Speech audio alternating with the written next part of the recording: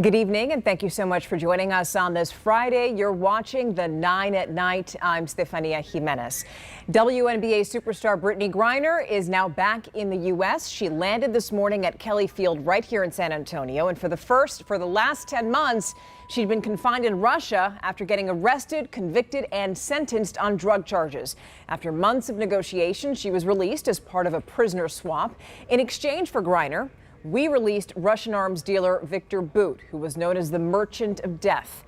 Griner was reunited with her wife and is now getting medical treatment at BAMC. Not safe to drink at any level. Lead is showing up in the drinking water of several San Antonio ISD campuses, and school leaders are working to make sure the water is safe. SAISD officials believe that no student or teacher has consumed the contaminated water. Now the Texas Commission on Environmental Quality, or TCEQ, is testing water samples. Results for 28 campuses have come back. Lead was found in 11 campuses, sometimes in 1 or 2 outlets. Parents have been notified. The district's operations director says that all of the water drinking fountains in the district drinking spouts have been shut off since COVID-19 precautions began 2 years ago. And that's the problem, because experts say that stagnant water had been sitting in those older lead pipes, which causes lead to accumulate in the water over time. Now to the Northside Independent School District, where more schools are now taking precautions after a local case of tuberculosis was identified this week.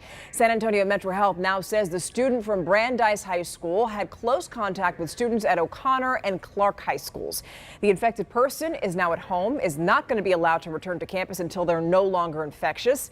Metro Health and Northside ISD are working together to identify other individuals who may have been exposed. A parent community information meeting is going to be held Monday, December 12th at 6 o'clock in the O'Connor High School auditorium. A Poteet man behind bars for producing child pornography. And according to the Justice Department, 25-year-old Armando Anthony Vidales was sentenced yesterday. He'd been picked up for uploading and emailing multiple files of child sexual abuse. The email provider flagged the material and reported him to the National Center for Missing and Exploited Children.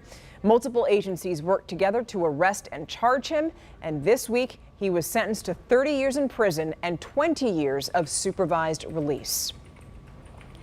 Just weeks after his murder, San Antonio police and Crime Stoppers are at a standstill, and they need help figuring out who killed 30-year-old Ricardo Ortega. Happened around midnight back on November 26th. Police say that Ortega pulled up to the Walgreens in the 4700 block of West Commerce Street. His passenger got out to use the ATM, and they then told police that they heard gunshots. Police say that someone in a black car parked next to Ortega. The two started arguing, and then shots were fired. Ortega's family member ran out and found him dead with a gunshot to the stomach. The suspect took off, hasn't been found. If you have any information, you can leave an anonymous tip at 210-224-STOP. There's up to a $5,000 reward for any information that leads to an arrest. 99 years. That's the maximum penalty that one San Antonio man could face if he's convicted of stabbing and killing his friend almost 3 years ago.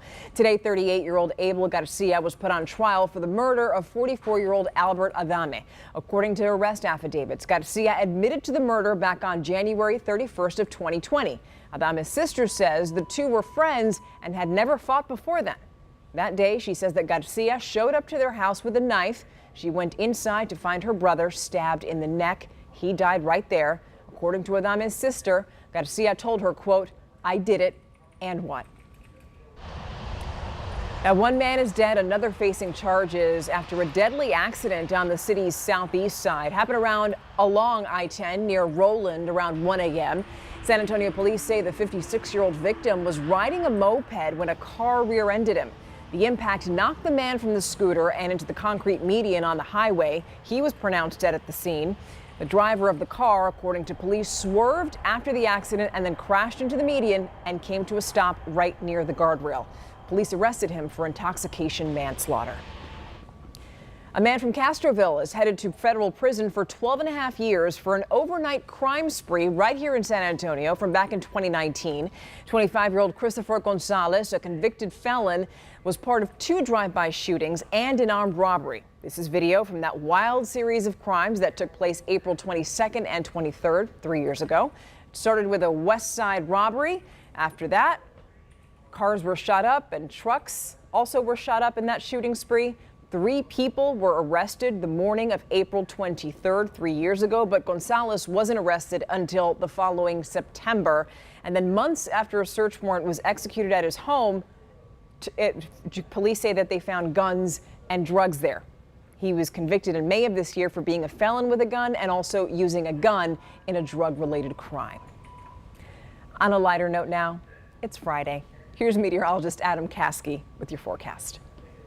More of the same to start your Saturday. Some fog, a little bit of drizzle, peaks of sun in the afternoon, 66 in the morning, 77 later on in the afternoon for a high.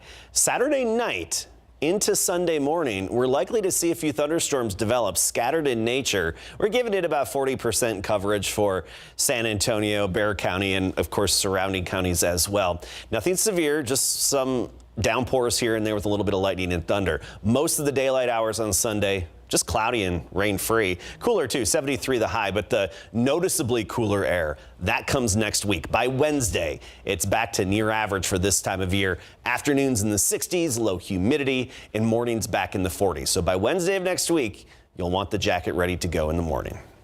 That's right. Whip out the sweaters, whip out the jackets by Wednesday. All right. With flu season upon us and the constant concern over the coronavirus, the Food and Drug Administration is working on a vaccine that can fight off both viruses. Today, they announced that they are fast-tracking its development. Officials with Pfizer and BioNTech say that this is also going to speed up the review of a drug that's needed to fight serious health threats. Pfizer and BioNTech say that this 2-in-1 vaccine is going to help protect Americans from both viruses. And they started the first phase of the trial last month.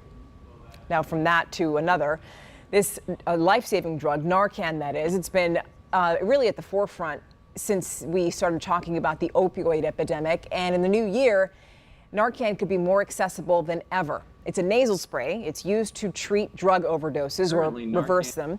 In recent years, there's been a big push for schools, businesses, and everyday people to really have one of these on hand in case of an emergency. Now, the drug maker now says that it could be available over the counter in early 2023. See that?